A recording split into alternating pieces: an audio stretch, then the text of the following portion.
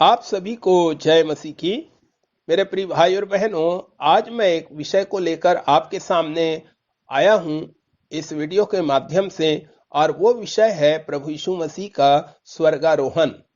प्रभु यीशु के जीवन की महत्वपूर्ण घटनाओं में जिस प्रकार उसका क्रूस पर बलिदान देना और तीसरे दिन जी उठना है, उसी प्रकार उसका स्वर्ग पर शरीर सहित जाना भी है।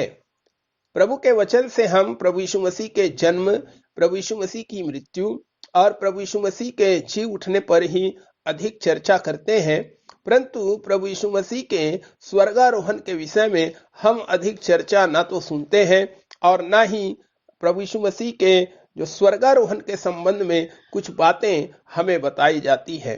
परंतु इस अध्ययन में मैं प्रभु यीशु मसीह के स्वर्गारोहण से संबंधित अलग अलग वीडियो के माध्यम से कुछ बातों को आपके सामने रखना चाहूंगा।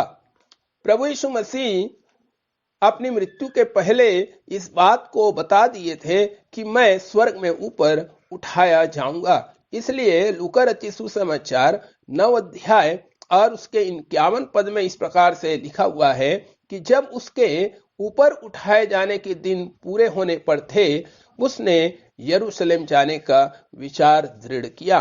अर्थात प्रभु यीशु मसीह को पता था।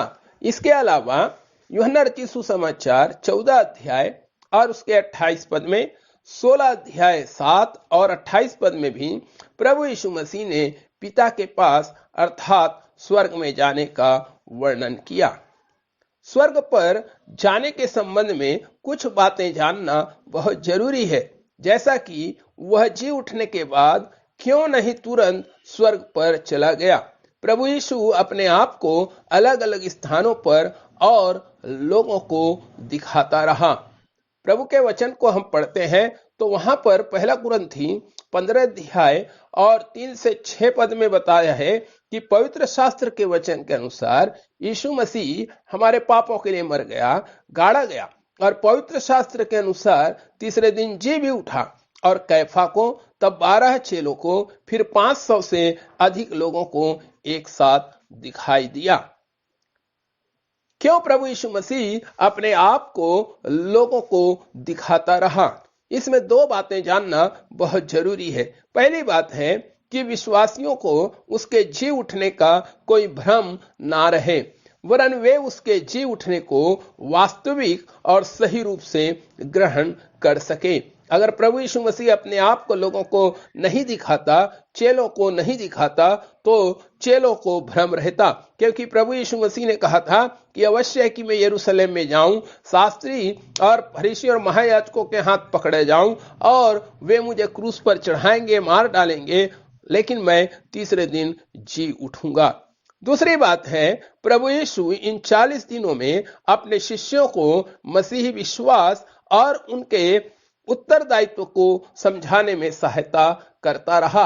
प्रेरितों के काम 1 अध्याय और उसके 2 पद में इस प्रकार से लिखा है, उस दिन जब तक यह उन प्रेरितों को जिन्हें उसने चुना था पवित्र आत्मा के द्वारा आज्ञा देकर ऊपर उठाया ना गया, उसने दुख उठाने के बाद बहुत से पक्के प्रमाणों से अपने आप को उन्हें जीवित दिखाया, और 40 दिन तक वह उन्हें दिखाई देता रहा और परमेश्वर की राज्य की बातें करता रहा, और उनसे मिलकर उन्हें आज्ञा दी कि यरूशलेम को ना छोड़ो, परंतु पिता की उस प्रतिज्ञा के पूरे होने की बाट जोहते रहो, जिसकी चर्चा तुम मुझसे सुन चुके हो।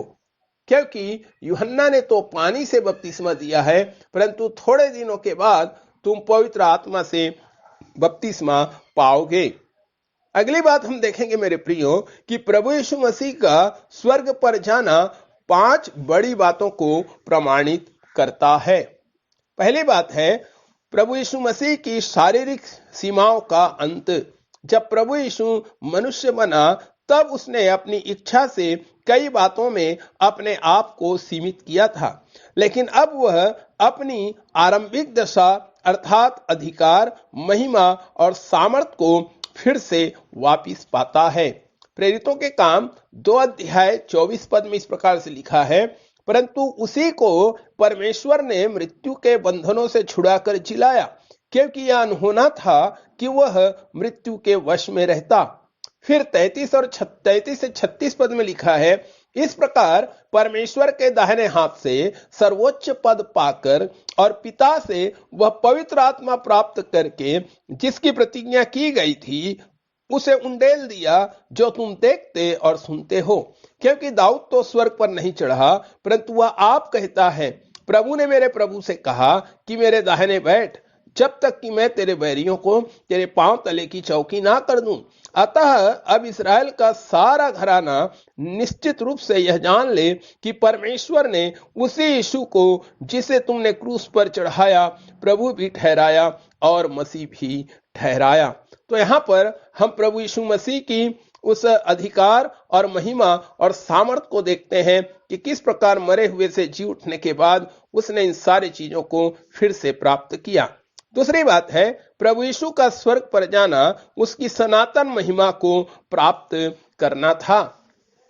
अगर हम इब्रानियों की पत्री उसका 12 अध्याय और 2 पद में पढ़ेंगे तो वहां पर लिखा है, और विश्वास के कर्ता और सिद्ध करने वाले यीशु की ओर ताकते रहें, जिसने उस आनंद के लिए जो उसके आगे रखा था लज्जा की कुछ चिंता ना करके क्रूस का दुख सहा और परमेश्वर के सिंहासन के दाहिनी ओर जा बैठा।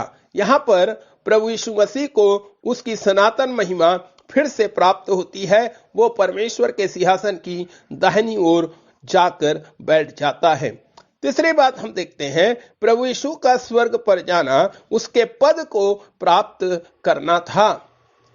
प्रेरितों के काम उसके 5 अध्याय और 12 पद में इस प्रकार से प्रभु के वचन में लिखा हुआ है, और प्रकाशित वाक्य 5 अध्याय और उसके 12 पद में इस प्रकार से लिखा हुआ है, और वे ऊंचे शब्द से कहते थे कि वध किया हुआ मेमना ही सामर्थ, धन और ज्ञान और शक्ति और आदर और महिमा और धन्यवाद के योग्य है। यहाँ पर हम प्रभु यीशु मसीह के पद को देखते हैं, जो मरकर जी उठने के बाद जब वो स्वर्ग में गया तो वहां पर परमेश्वर के दूत गीत गा रहे हैं कि वो मेमना ही सामर्थ, धन, ज्ञान और शक्ति और आदर और महिमा और धन्यवाद के योग्य है। चौथी बात है, प्रभु यीशु का स्वर्ग में शरीर सहित प्रवेश करना उसके जी उठे और महिमापूर्ण शरीर को प्रमाणित करता है। प्रभु यीशु मसीह जब मर के जी उठे तो उसका जो शरीर था वो महिमावान शरीर बन चुका था। पांचवी बात हम यहाँ पर देखते हैं, प्रभु यीशु का स्वर्ग पर जाना उसकी सेवा का नया आरंभ है। प्रभु यीशु मसीह स्वर्ग में एक नई सेवा को आरंभ किया जब वो स्वर्ग में इस दुनिया से उठा लिए गए। इब्रानियों की पत्री 7 अध्याय 25 पद में लिखा है, इसीलिए जो उसके द्वारा परमेश्वर के पास आते हैं वह उनका पूरा पूरा उद्धार कर सकता है, क्योंकि वह उनके लिए विनती करने को सर्वदा जीवित है। अर्थात जो लोग सुसमाचार पर विश्वास करके प्रभु यीशु मसीह के द्वारा परमेश्वर के पास आना चाहते हैं ताकि वो पापों से पश्चाताप करें और उद्धार को प्राप्त करें, प्रभु यीशु मसीह ऐसे लोगों के लिए प्रार्थना करता है। पहला यूहन्ना 2:1 में भी इस प्रकार से लिखा है, हे भाइयों तुम पाप ना करो, और यदि कोई पाप करे तो पिता के पास हमारा सहायक है, अर्थात धर्मी यीशु मसीह। प्रभु यीशु मसीह स्वर्ग में एक सेवा कर रहे हैं। अगर कोई व्यक्ति पाप में गिर जाता है और वापस वो अपने पापों से पश्चाताप करता है तो प्रभु यीशु मसीह उसके सहायक के रूप में उपस्थित होकर परमेश्वर से उसके क्षमा के लिए प्रार्थना करता है। स्वर्गारोहण के संबंध में और कुछ बातों को हम अगले वीडियो में देखेंगे। तब तक प्रभु आपको आशीष दे। इस वीडियो को लाइक करें, शेयर करें, और यदि इस मेरे चैनल को आपने सब्सक्राइब नहीं किया है तो जरूर सब्सक्राइब कर लें, ताकि मेरे अगले संदेश का या वीडियो का नोटिफिकेशन आपको बराबर मिलता रहे। जय मसीह की।